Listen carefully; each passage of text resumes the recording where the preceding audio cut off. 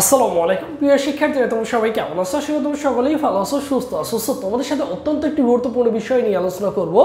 ইতিমধ্যে তোমরা যারা ঢাকা বিশ্ববিদ্যালয়ের অধিভুক্ত যে 7 কলেজ রয়েছে, 7 কলেজের সাবজেক্ট চয়েসের ডেটটা কিন্তু আজকে শেষ হয়ে যাচ্ছে। তোমরা জানো আজকেই শেষ সাবজেক্ট চয়েস দেওয়া।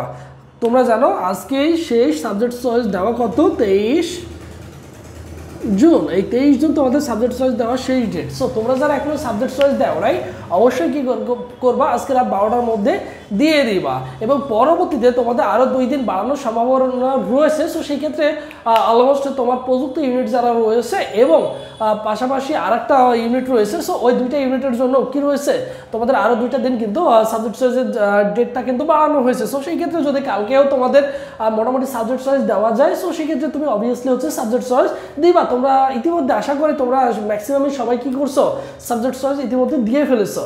কারণ তোমাদের অনেক একটা লেন্থলি সময় দেওয়া হয়েছিল, প্রায় একটা মাস মতো সময় দেওয়া হয়েছিল তোমাদের সাবজেক্ট চয়েসের জন্য।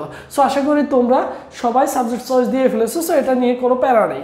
এখন কথা হচ্ছে যে ভাইয়া, সাবজেক্ট চয়েস তো দেওয়া শেষ, আমাদের রেজাল্টটা কবে প্রকাশ হবে? আর প্রথম ধাপে কতজন শিক্ষার্থী কোন ইউনিট থেকে সুযোগ পাবে? সো সেই ক্ষেত্রে ধরে রাখো, বিজ্ঞান থেকে শিওর থাকো, তুমি বিজ্ঞান থেকে 6500 যারা পর্যন্ত আছে তারা সাবজেক্ট পাবা। মানবিকের 10,000 পজিশন যারা আছে তারা অবশ্যই সাবজেক্ট পাবা। বাণিজ্য শাখার শিক্ষার্থী 4500 পর্যন্ত সাবজেক্ট পাবা। মোটামুটি আশা করা যায় এই পজিশনের মধ্যে থাকলে কোন ধাপে? প্রথম ধাপে তোমরা কি পেয়ে যাবা? সাবজেক্টটা ইনশাল্লাহ পেয়ে যাবা। ঠিক আছে? এবং কার কত পজিশন নিয়ে তুমি অ্যাপ্লাই করেছো অবশ্যই তুমি একটু ভাইয়ের কমেন্ট বক্সে কমেন্টে জানিয়ে রাখবা। বিষয়টা ক্লিয়ার?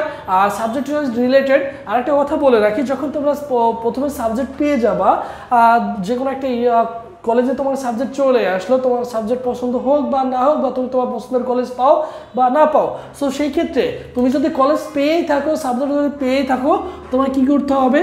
3000 টাকা অনলাইনে পেমেন্ট করতে হবে। 3000 টাকা অনলাইনে পেমেন্ট করে তোমার মাইগ্রেশনটা অনই থাকবে, অন থাকবে।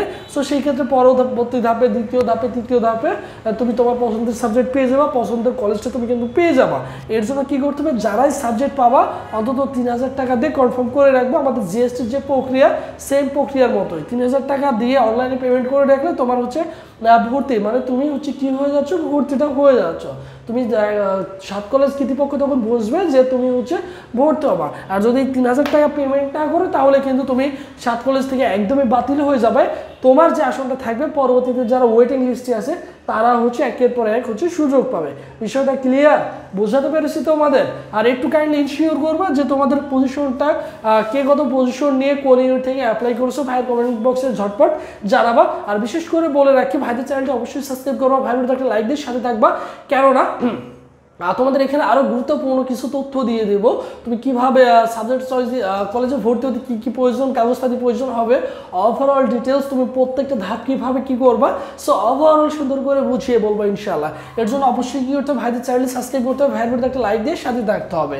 আর আমি কি বললাম, আমাদের যে ডেটটা দেওয়া ছিল সেই ডেটটা আজকে কিন্তু শেষ হয়ে যাচ্ছে। সো 2 দিন যদি তোমাদের বাড়ানো হয়, যদি সেই সুযোগটা তোমাদের থাকে, যারা এখনো অ্যাপ্লাই করতে পারো নাই তারা অবশ্যই অ্যাপ্লাইটা করে ফেলবা। ঠিক আছে? আজকে রাতের মধ্যে করাটা চেষ্টা করবে। ঠিক আছে? এই ছিল তোমাদের বিস্তারিত তথ্য। সো তোমরা অনেকেই টেনশনে আসো, সো তোমাদের সাথে অনেক দিনই দেখা সাক্ষাৎ নাই। সো আবারও স্টার্ট করলাম, এখন থেকে কন্টিনিউয়াসলি এভরিডে দেখা হচ্ছে ইনশাল্লাহ। সো সবাই ভালো থাকো, সুস্থ থাকো, পরবর্তীতে আবারও তোমাদের সাথে দেখা হবে।